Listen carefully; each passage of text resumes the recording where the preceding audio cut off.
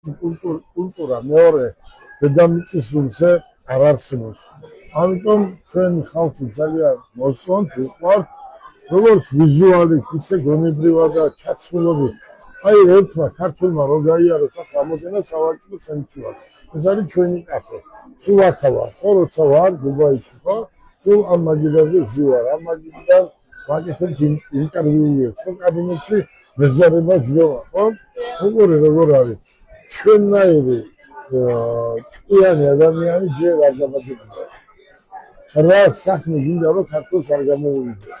და ეს თელმა მსოფლიო მიცის, რომ ჩვენ მაგრები ვარ, ჭკვიანები ვარ და აქაც დუბაისის ძალიან ბევრია ქართველები.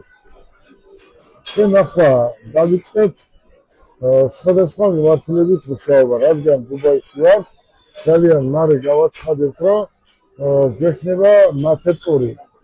საქართველოდან შემოვიყვანთ ტურისტებს და დუბაიდანაც საქართველოში წავიყვანთ ტურისტებს და ამას დაახლოებით 15-20 დღეში გავაკეთებთ. ჩვენ უკვე ამისთვის მოვიზიეთ რესურსები დუბაიში და ყველაზე დიდი რესურსი არის ადამიანი. ცოდნე, განათლებული ადამიანი და ერთმა გამოგვიგზავნა თავისი CV და თითქმის დანიშნულია თითქმის აი ძალიან კარგი ბიჭია, თბილისში უსწავლია, თბილისში დაუმთავრებია უმაღლესი სასწავლებელი, ლიცენზიები აღებული აქვს ტურისტული მიმართულებით და სავარაუდოდ ეგვიპტელია და აი ამ ბიჭს დავნიშნავთ ხელმძღვანელად. უყურე როგორ არის.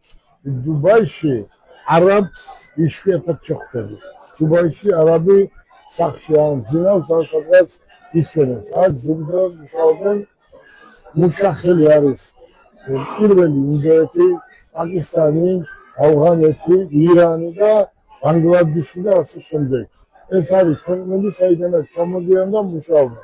აქ 24 საათის განმავლობაში ადამიანი მუშაობს. სამუშაოდ ჩამოდიან და რეალურად მუშაობენ, ისე რომ რაღაც თავის თანხა გამოიმუშაოს. აქ ყველაფერს თავისი წესია.